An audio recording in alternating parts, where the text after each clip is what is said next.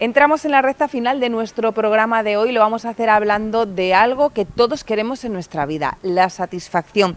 ¿Y con quién abordamos este tipo de temas? Pues con nuestro filósofo de cabecera, Simón Cano. Bienvenido, Simón, buenas tardes. Buenas tardes, muchas gracias.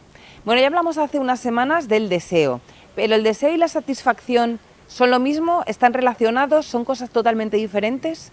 Sí, bueno, cuando tratamos el deseo, tratamos sobre todo desde la perspectiva de Schopenhauer, de los epicúreos, ¿no? Que el deseo suele estar atado a una necesidad, ¿no? Que es esto, también lo vamos a tratar con respecto a la satisfacción, pero lo interesante, y al que le interese repasarlo, puede consultarlo, es uno de los primeros programas que hicimos, pero para, digamos, resumirlo someramente, básicamente era que, según Schopenhauer, por ejemplo, el deseo, que parece esta experiencia universal que todos vivimos, porque al fin y al cabo cambiamos, ¿no? Y esta experiencia de cambio desde la voluntad se da a través del deseo. Y hablamos del deseo en todos sus ámbitos, no solo el deseo sexual, que claro. Mucha gente solo relaciona el deseo con el deseo sexual, ¿no? Sí. El deseo de mejorar, el deseo de encontrar un trabajo, el deseo de cualquier cosa. Claro. Hablamos. El deseo es una experiencia reflexiva de la voluntad. Entonces, cuando queremos algo... Una experiencia reflexiva de la voluntad. Sí. ¿Eso cómo se come? ¿Con cucharilla o con tenedor? Una experiencia reflexiva de la voluntad asume que existe, digamos, un primer principio activo, por definirlo en términos así médicos, ¿no? Como siempre la filosofía está tomando de otros sitios, ¿no? Pero es un principio reflexivo que nos permite de alguna manera operar con el mundo a través de un fundamento que es la voluntad. Es decir, si por ejemplo yo quiero construir teóricamente un modelo para entender al ser humano, uno de los elementos que tendría que estar ahí, por lo menos para muchos filósofos, es la voluntad. Es decir, algo que de alguna manera permita explicar que hay reflexión, es decir, como un paso, digamos, un momento reflexivo sobre el ejercicio de la voluntad y la propia voluntad, ¿no? Es decir, hay como una escisión, ¿no? Lo voy a poner con un ejemplo mucho más sencillo. Si quieres dejar de fumar y pones la voluntad, al final lo consigues. Ahí hay un... como en tu caso, ¿no? Es interesante, ¿no? Porque justamente en muchos casos pensamos que la razón y, por otro lado, la voluntad son dos caminos distintos y que generalmente no coinciden a no ser que justamente se dé este ejercicio reflexivo sobre la voluntad, ¿no? Ah, pues mira, que para mí van súper unidos, porque si tienes raciocinio, al final vas a tener voluntad, ¿no? No, pero justamente la voluntad es un querer, ¿no? Entonces la voluntad no es tanto como lo entendemos nosotros, que es, por ejemplo, un ejercicio de voluntad, ¿no? Tener fuerza de voluntad, no es realmente esto. En el fondo, voluntad, si tuviéramos que definirlo así como primer fundamento del cambio dentro del ser humano, es justamente una forma de líbido, es decir, es una expresión, si se quiere, energética, que de alguna manera nos dirige hacia el mundo, ¿no? Entonces el logos, la razón que podemos imponer sobre esa voluntad, es lo que permite que podamos corregir el rumbo de determinados momentos de nuestra vida, ¿no? Entonces la voluntad nos exige y la razón restringe, por decirlo bien. O sea que ante el miedo me paro, ¿no? Esa sería la razón. Ante el miedo uno tendría que evaluar si realmente el miedo es tal, si realmente debemos tener miedo a lo que se nos está presentando, ¿no? Entonces, ¿satisfacción en qué plano la vamos a afrontar hoy, Simón? Lo vamos a afrontar desde el plano de las necesidades, porque generalmente una satisfacción, si lo tuviéramos que definir de una manera común, vendría a ser como suplir, es la consecuencia de suplir algún tipo de necesidad o deseo, ¿no? Sin embargo, la necesidad, tal y como la entiende Aristóteles, es un motor muy interesante para definir lo que es la satisfacción, porque la satisfacción opera en el plano de las necesidades, y aquí ya hay debate sobre las típicas necesidades naturales o artificiales, ¿no? ¿Cómo se diferencian? O sea, ¿cuáles serían un artificial? Por ejemplo, para Aristóteles, una clave que diferencia lo artificial de lo natural es si es consustancial a la psique, al alma. Sí, es la mosca que tenemos contratada para el verano, lo que pasa que ahora con estas fechas la hemos vuelto a contratar. Sí, ahora está a tiempo parcial, ¿no? Sí. Tiene contrato solo de media jornada. Sí, es un indefinido, ¿no? Yo lo que pienso es que, como Aristóteles él mismo dice, hay que asumir una unidad sustancial, ¿no? Para él, por ejemplo, era la psique, que era la psique, que es el alma, ¿no? Para esta gente. Entonces, algo natural es algo que permite que nuestra alma, que nuestra psique, de alguna manera, despliegue el torrente potencial de posibilidades que es capaz de tener, ¿no? Es decir, por ejemplo, tú tienes sed, bebes agua, ahí tienes una necesidad natural, ¿no? O por ejemplo, lo que decía Homero, que es que en algún momento de nuestra vida pues se despierta el deseo carnal, ¿no? Lo que pasa es que este deseo pues obtiene distintas formas en función de la persona, ¿no? Pero este tipo de cosas parecen naturales, ¿no? Sin embargo, artificial sería algo que no responde esencialmente a lo que es nuestro principio último, ¿no? Que en este caso para Aristóteles, por ejemplo, es el alma, ¿no? Esto es curioso porque... O sea, artificial sería, tengo la necesidad o el deseo de tener un abrigo nuevo. Una necesidad creada. Uh-huh. Entonces aquí ya esto es un tema interesantísimo, ¿no? Porque lo que es artificial y lo que es natural siempre presenta esta línea de separación tan difusa, porque realmente hasta dónde llegan los límites de lo que hemos creado, ¿no? Uh-huh. Esto es complicado, porque... Claro, porque el capitalismo en el que vivimos ahora, a ver, ¿dónde separas tú lo natural de lo artificial en algo que ya tenemos como incluido dentro de nuestro día a día? Claro, esa idea es preciosa, a mí me parece preciosa, porque generalmente sabemos que la satisfacción cambia con el tiempo, ¿no? Es decir, por ejemplo, piensa en los duelistas franceses, ¿no? Por ejemplo, de Joseph Conrad, de esta historia que está tan chula que luego Ridley Scott adaptó a una película. En aquella época exijo una satisfacción, ¿no? ¿Y cómo? Con el duelo, ¿no? Sin embargo, fíjate cómo la satisfacción ha cambiado. Hoy en día sabemos que para satisfacer o para suplir una ausencia de justicia en algún momento, sabemos que está ahí nuestro derecho consuetudinario y de alguna manera eso lo suplen. Pero, por ejemplo, pensemos en cosas como las necesidades que nos hemos creado y que se han capitalizado. Por ejemplo, sabemos que los tatuajes, en su momento, por ejemplo, a ti te gusta mucho Egipto, ¿no? Sí. En aquella época... De hecho, he pensado en hacerme el tatuaje del ojo de Horus. De Horus, claro. Pues fíjate, en esta... Con la llave de la vida incluida. Esto es interesante. Esto es interesante porque nos plantea también el hecho de, fíjate, que yo he visto a mucha gente con este tatuaje, ¿no? Entonces, en esa época o en estas culturas, ¿no? Generalmente el tatuaje se asocia con protección, se asocia con, por ejemplo, con esclavitud. Es verdad que en la antigua Grecia algunos se tatuaban a los esclavos para decir este pertenece a tal persona, ¿no? O en grupos de algunas religiones totémicas, ¿no? que entienden que el animal, por ejemplo, es muy importante, el propio animal, ¿no? O la pertenencia a una familia. Sin embargo, fíjate cómo hoy en día la capitalización de esas necesidades, que ahora se han convertido en necesidades, de alguna manera genera una atracción, ¿no? Genera un gusto que parece homogéneo, ¿no? En el que todo el mundo intenta apropiarse de este tipo de cosas, ¿no? Pero vaciado del sentido que tenían originariamente. Ya no es un tatuaje por protección, ¿no? Sino ya por digamos, implicación subjetiva, absoluta.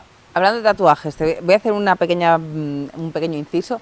Yo me acuerdo que yo me hice un tatuaje aquí pequeñito, que menos mal que no me lo veo. Por cierto, me lo tendría que retocar y bastante.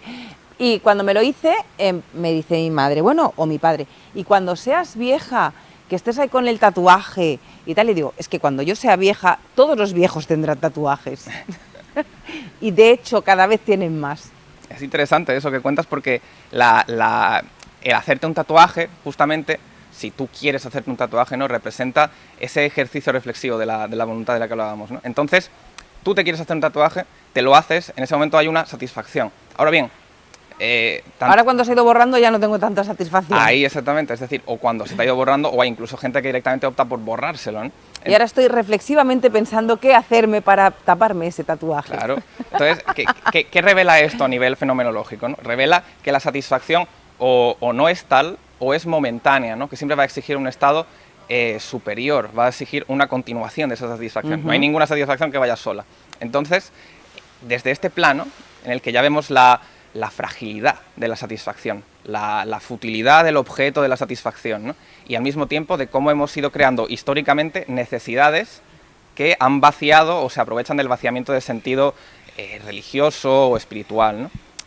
Esto es que a mí me parece que es problemático, ¿no? Porque al plantearnos si realmente nuestras necesidades son artificiales, a lo mejor el caer en estas necesidades no nos aleja de lo que realmente somos, de las expresiones esenciales de lo que somos, ¿no? Claro, mira a los pobrecicos que están enganchados al fentanilo, por ejemplo. Es que porque ya se ha convertido en una necesidad, no sé hasta qué punto natural o artificial, porque ya si no viven con él, es que ya yo supongo que tendrán hasta pensamientos de suicidarse. Claro, ahí hay un problema sistémico, porque el asunto es que generalmente... Lo digo como ya algo así súper radical, vaya. No, sí, pero fíjate que incluso eso tiene sus causas. Por ejemplo, se sabe que durante la crisis de los opiáceos que hubo en Estados Unidos se recetaba mucha metadona, mucho medicamento para intentar rebajar inflamaciones, ¿no? Lo que son diazepams y todas estas cosas, pero muy fuertes, ¿no? Entonces, ahora, después, cuando eso de alguna manera acaba, la persona se tiene que buscar ese tipo de, vamos a decir, de momento de cura, de momento de satisfacción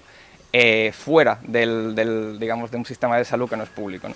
Entonces aquí es cuando realmente empiezan los problemas, ¿no? Pero de todas formas, justamente la naturaleza adictiva del ser humano, que se puede aplicar a prácticamente todo, porque igual que el drogadicto, cuando no tiene su dosis, se muestra irascible, con una disposición a la violencia, cuando llevamos un tiempo sin comer, generalmente también estamos que nos comemos. Yo en el comer puedo decir que sí, en lo otro no tengo ni idea, claro.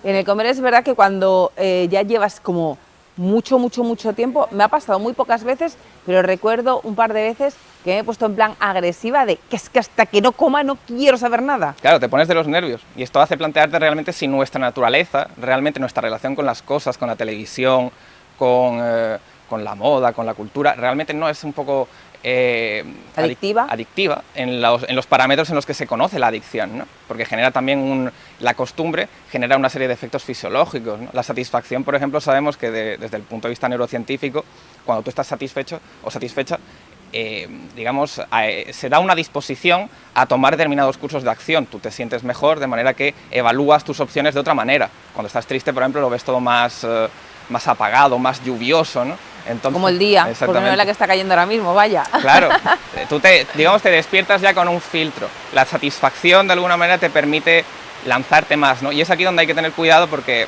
para Aristóteles, justamente, el saciar o el suplir determinadas necesidades tiene que ir acompañado de la prudencia, porque es esta pendiente resbaladiza, ¿no? De estar constantemente dándole al cuerpo, a la voluntad, lo que quiere. Entonces, ¿qué deberíamos? ¿De buscar la satisfacción natural? ¿Sería como una búsqueda del arca perdida que estaba buscando Indiana Jones? Hay algo de eso, porque, como hemos dicho, es una experiencia reflexiva, ¿no? Entonces, sabemos que la voluntad nos pide cosas, ¿no? El deseo nos pide determinados momentos de lujuria que no tiene por qué ser sexual, ¿no? Sensual dentro de lo que es la gastronomía, de lo que es la cultura, sobre todo en un mundo consumista como el que vivimos.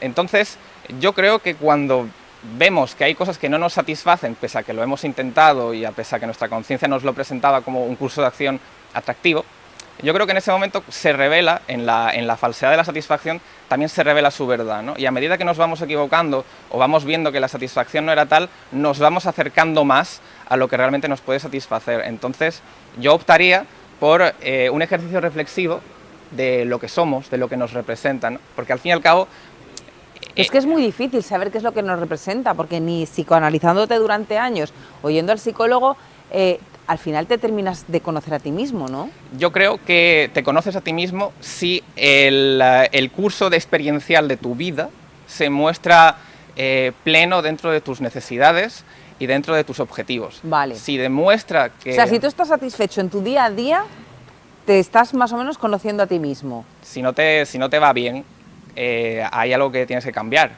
Es decir, si no te va bien, puede pasar dos cosas. Uno, la suerte, que para muchas culturas, incluida la nuestra occidental, que le encanta la lotería y le encantan las apuestas, es perfecto, porque sabemos que la suerte de alguna manera es como ese elemento que nos saca de nuestro círculo vicioso existencial, que puede ser la debacle constante, ¿no? ¿Ah? Sí, porque la lotería al fin y al cabo, o por ejemplo cuando vemos un famoso, vemos alguna celebridad, pensamos que está ahí. Y muchas veces decimos que tiene un padrino, que tiene suerte, ¿no? Que está ahí porque le han puesto ahí, o porque no tanto por sus méritos, que puede ser porque hoy en día en televisión hay de todo. Pero esta visión lo que acaba generando es que o en la vida te puede ir bien si tienes suerte o si te lo trabajas, que es la meritocracia, ¿no? Entonces...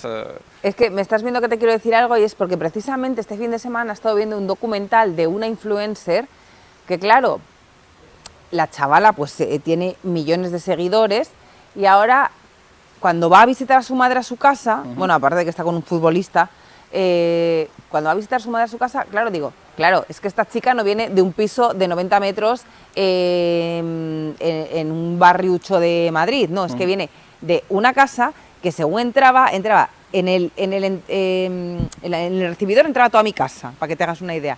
Claro, viene de familia con dinero, entonces como que ya no la he valorado tanto como si hubiera venido desde cero. Claro, es que esto es una retórica que está detrás de nuestros modos de pensar, y por eso la filosofía viene bien también, porque nos permite hacer como hacen los médicos, una auscultación de nuestras representaciones primarias, ¿no? De cómo entendemos la experiencia y según qué parámetros. Esto ocurre mucho, ¿no? De alguna manera, y esto se escucha en conversaciones cotidianas, cuando alguien es rico, pues es el rico, ¿no? Sin embargo, el pobre ya implica una retórica distinta, ¿no? El self-made man o woman, ¿no? Que es el que se ha hecho a sí mismo, ¿no? Esto es muy interesante también, porque nos enseña que la satisfacción en grado sumo ya depende de la cultura en la que vivamos. Entonces, cogeremos un modelo de vida, como por ejemplo el de un famoso o una famosa, y intentaremos alcanzarlo pensando que eso nos va a satisfacer, pero es que eso no somos nosotros, es otra persona. Pero yo he empezado a contar esto por algo que quería, aparte de eso, no, era otra cosa más importante, que ahí donde tú la ves, que es una chica joven, que seguro que muchas niñas la quieren imitar, exacto, y chicos también y demás, la chica en el documental, al final del documental dice: sí, ha sido el mejor año profesional para mí, dice, pero personalmente ha sido una porquería. Dice, porque llevo un año, no quiero decir depresión, porque como que la palabra me queda muy grande, pero he tenido un año personalmente muy malo. Entonces, todos la estamos admirando por... Se va a las fiestas, se va al Festival de Cannes, tiene un montón de zapatos, su novio tiene un cochazo, su hermano tiene un Lamborghini y demás, y ahora la chavala lo está pasando fatal. Sí, creo que sé qué documental dices ya. Marta Díaz, para quien lo quiera ver. Digamos que el problema es que la satisfacción se considera sobre todo como una ilusión. O sea, el mostrar que la satisfacción depende de una necesidad falible, que no puede satisfacer al final las consecuencias últimas que se buscaban, representa este carácter ilusorio, o sea, es inevitable. Ahora bien, eso no quiere decir, como yo por ejemplo creo, que el individuo, digamos, nuestra capacidad instintiva nos mueve a sobrevivir y a intentar movernos en un mundo que nos es complicado. Pero es imposible permanecer en él sin ponerse de acuerdo con las capacidades que tenemos y los objetivos a los que aspiramos. Entonces, si por ejemplo yo esto no lo tengo en cuenta y me lanzo al mundo sin más, buscando satisfacciones primarias, ¿no? Como por ejemplo según una moral hedonista, ¿no? De fiesta, lujuria, lo que sea, ¿no? Al fin y al cabo, no estás atendiendo tanto a tu proyecto, plan de vida o pequeños microproyectos que tú tengas, ¿no? Sino realmente estás dejándote ser, ¿no? Como esta famosa frase que me gusta mucho de Ortega, ¿no? Porque al fin y al cabo está bien dejarse llevar, ¿no? La cuestión está en ser capaces nosotros también de llevarnos a nosotros mismos, ¿no? Y eso es complicado, ¿eh? Porque por lo general alguien que está todo el día de fiesta suele tener muchos bajones luego en su casa. Sí, a ver, yo no, digamos, es inevitable decir que la experiencia de la reflexión sobre la voluntad, ¿no? Y el saber que nos puede satisfacer, obviamente, es un plano idílico, ¿no? Es casi una utopía de la moral el que todo el mundo sea capaz de plantearse qué es lo que quiere, hacerlo de la mejor manera posible, ¿no? Sin embargo, la cuestión está en que nos tenemos que intentar equivocar lo menos posible, ¿no? Porque el problema... Y si te equivocas, aprender de ello. Aprender de ello. Es decir, cada vez que nos equivocamos en este sentido, yo creo que en la no verdad, que esto gusta mucho a los filósofos y a las filósofas, ¿no? En la no verdad de la satisfacción se revela también la verdad, su verdad, que es la depuración de las auténticas necesidades que tenemos, que cada uno tiene las suyas, que hay una serie de necesidades naturales que se fusionan y que se combinan hasta formar una especie de naturaleza humana discutible filosóficamente, todo lo que uno quiera, ¿no? Pero tiene que ser asumida para empezar a hablar de lo que realmente necesitamos y lo que realmente somos, ¿no? Entonces, ¿está bien buscar la satisfacción o no, Simón? Está bien buscarla siempre y cuando vaya acompasada de un proceso reflexivo sobre lo que uno es y si estas realmente, las satisfacciones y las necesidades que están ahí en ese bucle, responden a lo que se es. Pues me parece estupendo, Simón. Nos vemos el lunes que viene. Espero que la lluvia satisfaga tus deseos de hoy. Las de o la por lo tierra, menos el de tus plantas. Las de la tierra seguro que las satisfacen. La verdad que sí. Y nos vemos la semana que viene. ¿Sabemos ya de qué tema vamos a hablar, Simón? ¿Se te ha ocurrido algo? Sí, dijimos que hablaríamos de la sexualidad. Es verdad. Que la estoy estudiando ahora desde distintos puntos de vista, ¿no? Enhorabuena, por cierto. Ah, gracias. Has ganado un concurso de relatos, ¿no? Eróticos. Sí, exactamente. Te lo quería comentar el otro día, pero se me pasó con todo lo que... Y nuestra amiga María González Pineda también fue otra de las galardonadas, ¿verdad? Que coincidisteis ahí y me lo dijo María, que estaba Simón, que te había conocido. Sí, me dijo que te lo comentase, pero es que sí, se me ha pasado totalmente.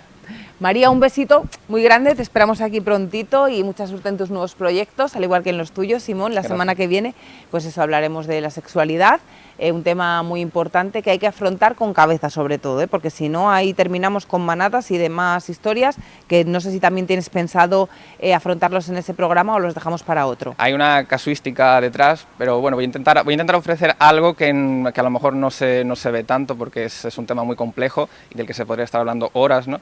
Pero intentar, digamos, conglomerar lo que es un aspecto histórico, cultural. Hombre, si nos lleva para 2 programas, no te preocupes que tomamos 2 programas. Sí, yo creo que puede dar para bastante tiempo, sí. Gracias, Simón. Nada, vosotros siempre. Que tengas buena semana. Igualmente.